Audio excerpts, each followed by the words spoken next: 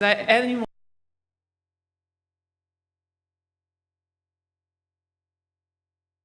who, as I will just explain, he was the leading lights of the UKNEA. He was one of the co-chairs with Bob Watson, and just in case that wasn't enough, he's then now also the co-chair of the NEA follow-on project. Over to you, Steve. Thank you very much, Bridget, and thank you to Sean for inviting me. Where's my talk gone?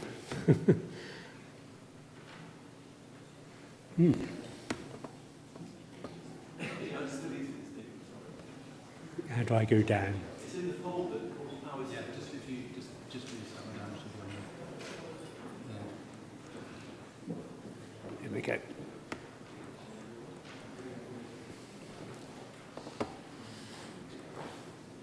Okay, so I thought that rather than just talk about ecosystem assessment, of course, I'd talk about some of the challenges, in particular in delivering the ecosystem service paradigm. So the whole sort of thinking in this area, I suppose, really happened in the 80s, and this lady was particularly influential in chairing the UN Commission of that time. And basically, the guiding principles are fairly straightforward. We've got to live within planetary boundaries for a healthy and just society, and we need to achieve a sustainable economy, whether that's 3% growth or whatever. And the important thing to us as scientists is obviously that we use sound science responsibly. And here I'm talking about, obviously, not just ecological science, but social and economic science too. And we see that this became sort of increasingly embedded after the Rio conference on the Convention on Biological Diversity. We had the whole development of the ecosystem approach. And I don't think anybody would argue against the headline message. And then we had subsequently 12 principles. I'm not going to go into all the principles. As we appreciate, particularly with things like climate change, change is inevitable and the lags are very, very long term.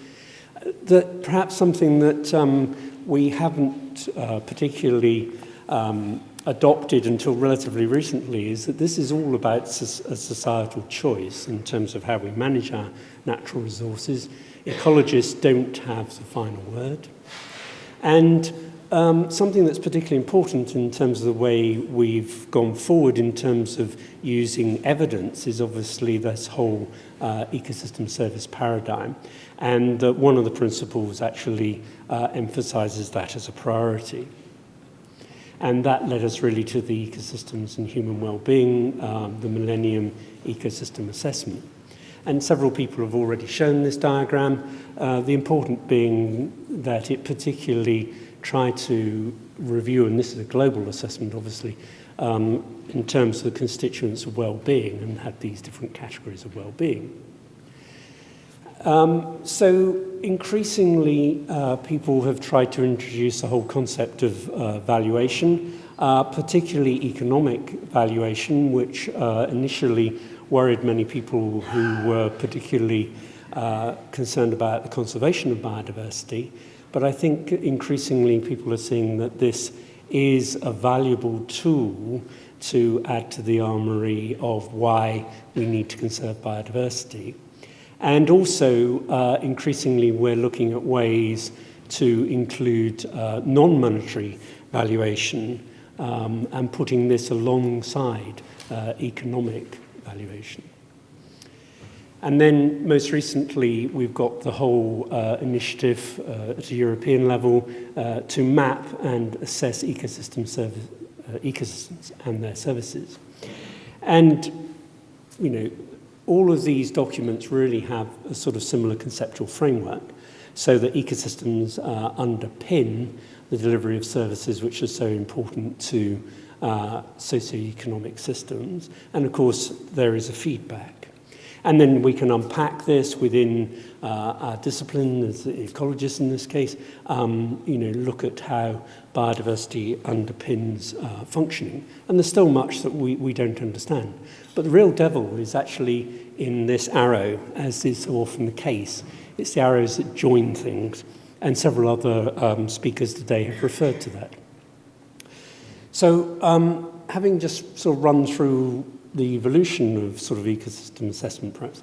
Now to concentrate on what we found in the UKNEA. So we published 2 years ago a synthesis and key findings and a technical report, which was a bit of a tome. Not many of you have probably read it.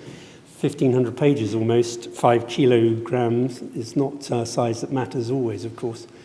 But it was a collective effort of some 500 people, ecologists, social scientists, and economists. And I would argue that it's the most comprehensive subglobal assessment to date, though there are many more coming online now. But as ever, while it synthesized our knowledge at that stage, it's clear that there was much more to do, particularly on valuation and non-monetary valuation, and work on scenarios, which we're going to hear from the next speaker, and so on. And at the end of the day, people said to us, well, so what? You might have the best synthesis that's ever been done, but how do we use it? And that was a fair point.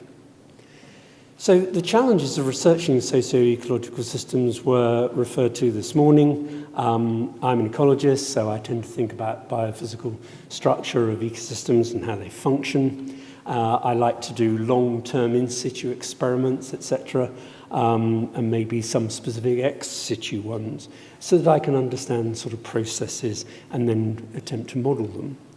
Social and economic scientists are more concerned with the outcomes. They're interested in ecosystem goods and particularly human well-being. What are the benefits to us individually and collectively?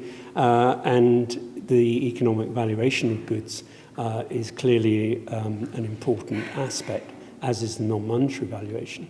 And then in between, we have ecosystem services. So what we made people do in the UKNEA, regardless of their discipline base, was to come round to the right-hand end and to think about the well-being and the goods that gave that well-being, and then how that was delivered by ecosystem services and how it depended on function, etc. But ecologists, of course, like to come from this end, so we took them out of their comfort zone to come from the blue direction, as it were. The important thing, as again has been stressed, is that not only do we need interdisciplinary research, but as we realized as we went through this process, we need transdisciplinary research, because you need to embed the people who are going to, the end users, in this sort of research. You cannot do it just by taking social, economic scientists and ecologists together and reckoning that they'll come up with the answers, because it's got to be grounded in reality. And perhaps we weren't sufficiently attuned to that in our earlier work, but we've tried to address it more subsequently. So we evolved the MA Conceptual Framework, simplified here, that diagram that's been shown so many times, basically moving from ecosystem services, which are obviously a product of ecosystems, which are in themselves a product of natural capital, air, land, water, and all living things. And they generate these good things which have well-being. The other important thing is that because of the economist's influence on our thinking, we very much concentrated on final ecosystem services so that we tried to avoid double accounting. A lot of people felt aggrieved by this because they thought we were ignoring the supporting and underpinning services, but they're clearly to the left-hand side in this ecosystem process intermediate service group. And while it was devised this way specifically to make sure that we didn't double count when we were doing the economics, we also recognized, as other speakers in other sessions have done, that there are very positive health well-being values, and there are also some things that aren't individually held and non-economic that we share socially. So following a countryside survey, which CEH does periodically about every 8 years, we adopted broad habitats as our ecosystem base. Many of these apply to sectors, which we've got excellent information brigaded in this way. And clearly, we were doing the UK, but we had to recognize that these habitats are distributed in very differing ways, as this graphic shows. So Scotland, in terms of its distribution of broad habitats, is clearly very different to England. Well, this one diagram could be argued to summarize all 1,500 pages. It's shades of green rather than shades of grey. And that was because it was politically unacceptable to go from sort of green to red, as well as being confusing for people who were red-green colourblind. But what this diagram attempts to do, and it is a snapshot, is to take each of the broad habitats, as the columns here, and look at the final ecosystem services, and to comment on how important those habitats were in terms of delivering those particular ecosystem services, and the arrows indicate the direction of change. So if it's going up, that's a good thing. It's been improving over the last 20 years. If it's going down, it's still declining. There are also some complexities in here which I won't go into, which were to do with our certainty and uncertainty about the direction of changes in particular. So, of course, there has to be a health warning here. It is a generalisation. If you look at the one done for Scotland, it differs from the one for England. And within England, if you looked at some of these habitats in East Anglia compared with where those same habitats occurred in northwest England, then you would probably find that there were different things going on. So I think one of the biggest realizations is that it's all very well doing ecosystem assessment at a national level, but you've got to actually reckon that it's very spatially specific and at very small scales. The other thing that we did as an overview is looked at the importance and trends in drivers affecting services. Certainly over the period that we were concentrating on, which was the last 20 years, but we did have data going back to 1945, was that habitat change, in terms of the way we've modified our use of land and agriculture in particular, was the thing that was most important in terms of driving the delivery of ecosystem services. Interestingly, climate change, as you can see there, lighter shades, was deemed to be less important over that period. Not to say that it wouldn't be very important into the future. Some knowledge gaps. Well, we've got a lot of gaps, even though we've got some wonderful data, long time series. And the issue got particularly bad when we don't really understand how these multiple drivers interact. Sometimes we've got a pretty good handle on one alone, but given that the climate's also changing and various other things are changing, how do these interact? Do they cancel out? Do they multiply? I've touched on the issue of spatial scales, but also there are issues about temporal scales, given the long lags in systems. And clearly we need better holistic models to try and integrate all of these things together, and we have to be realistic about the uncertainties and highlight the sensitivities. And clearly there are an increasing number of modelling frameworks out there which attempt to do this. But there are major differences in their assumptions, and we haven't yet explored them consistently enough in the same space, as it were, to understand how what the differences are, essentially. And I think one of the other major issues is that we still have this issue about little-known biodiversity, which is so important, and yet we don't monitor. We monitor charismatic animals and plants. That's very important, but what's actually going on beneath our feet? And quite a lot of work and thinking was put into the NEA in terms of the role of biodiversity in ecosystem services. So that arrow that I highlighted in the maze thing between biodiversity and delivery of ecosystem services. And so here we've got biodiversity groups as the columns, we've got final ecosystem services again as the rows, and the importance, the greener it is, the more important it is. And what we can see is, not surprisingly, that higher land plants are particularly important in delivering all of these final ecosystem services. But when we look at provisioning services in particular, there are all these things that we know remarkably little about. The microorganisms, fungi and lower plants, often within our soils, which we know virtually nothing about. Some of the species are still being described. Similarly, for regulating services, often we don't really know what their role is and, how many species of nitrifiers do you actually need in your system. And then we have the things that we know really well, which are birds and mammals in particular, but also plants and some information about some invertebrates, butterflies particularly. And clearly these are cultural services. So very, very important. But I think it's in this sort of dimensionality that you get here of what we know well and what we don't know well is really important.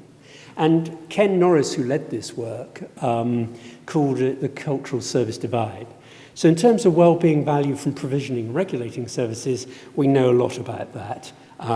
It's fairly self-evident. But in terms of how the biodiversity actually underpins that provisioning and regulating services, there must still be a big question mark. When we get to the cultural services, we know that biodiversity, means a lot to people. Singing yellowhammers in hedgerows gives them a well-being. When we actually get to the broader well-being of these so-called cultural services, then we don't fully understand it. So in terms of the challenges that this leaves us with, we clearly have to improve our understanding of how different biodiversity groups underpin ecosystem services. We need to identify key indicator groups. There's a whole journal devoted to ecological indicators. Clearly, there's work to be done there. And in the UK, I think we need a rather more comprehensive and integrated monitoring programme for these little-known indicator groups. That's not to say we shouldn't still be monitoring common birds like yellowhammer. Now, Roy is going to follow on from me. He led the work on scenarios.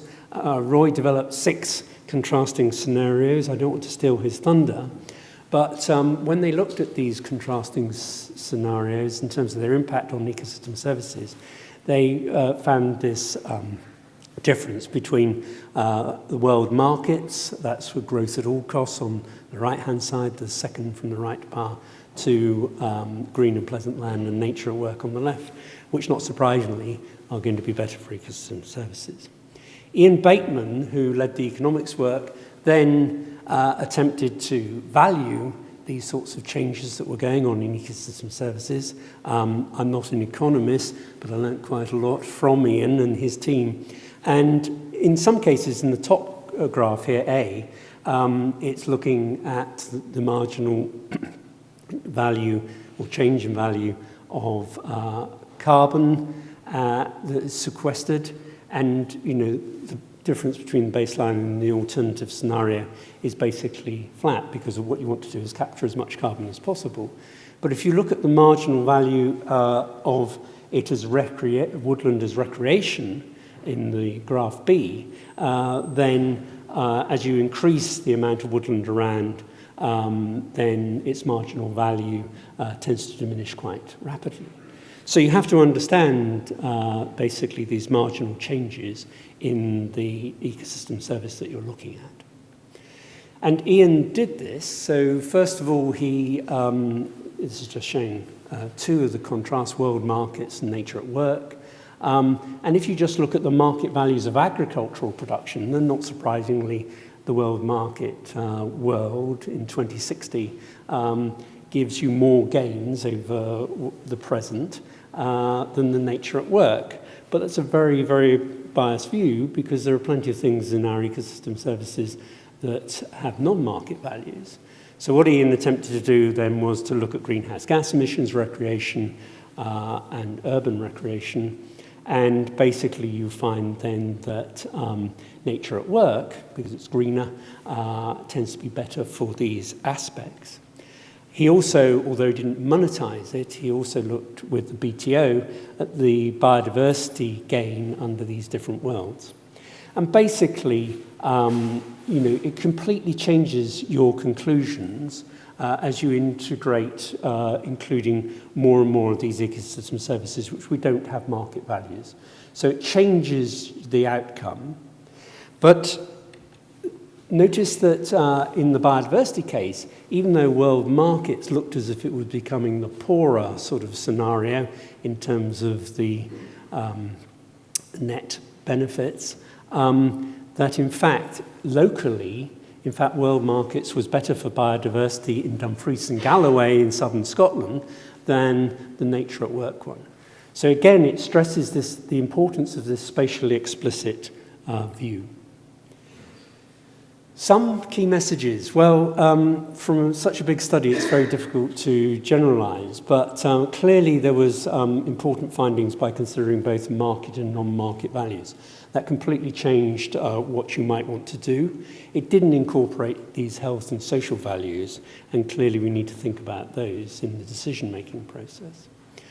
In terms of a more sustainable development, we clearly require individual and societal behavioural change, and we need a much more integrated approach that currently things are much too sectorally based. And I think there is a real need still to understand how changes in biodiversity, the loss of biodiversity, influence the delivery of ecosystem services. We must pin that down.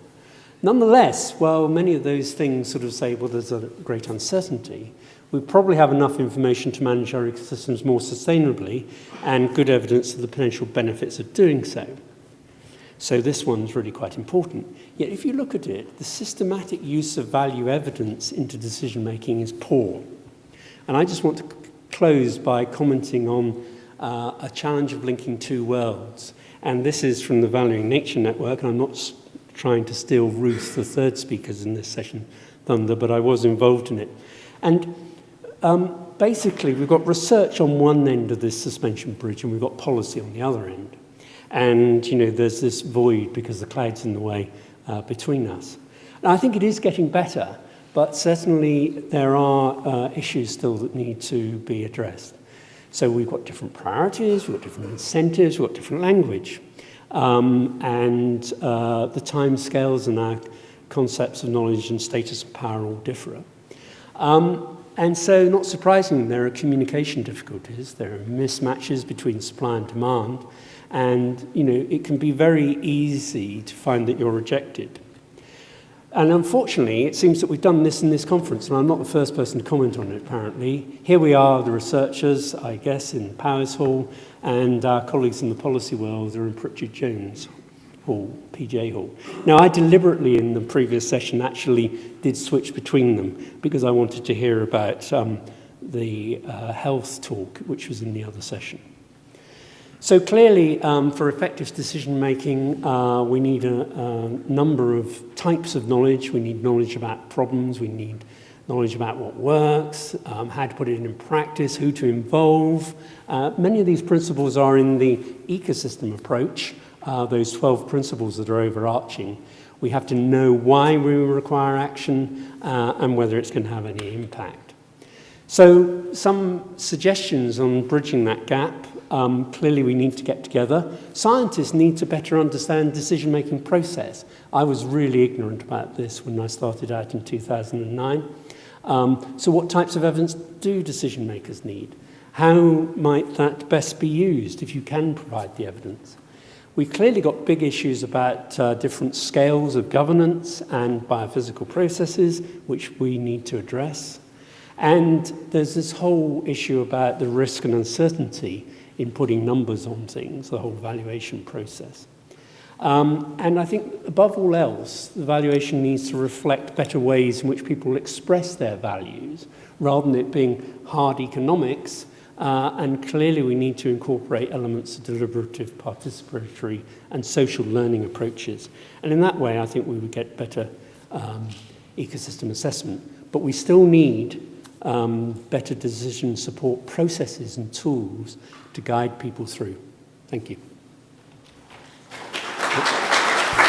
Sorry, if I have 2 more minutes.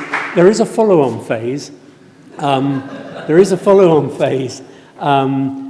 So there are 4 major components in the follow-on phase which we'll report next year. There's further economic analysis, cultural ecosystem services, future ecosystem change, including further work on scenarios, and this whole business about tools. So wait for March 2014 and you'll get the update. Thank you.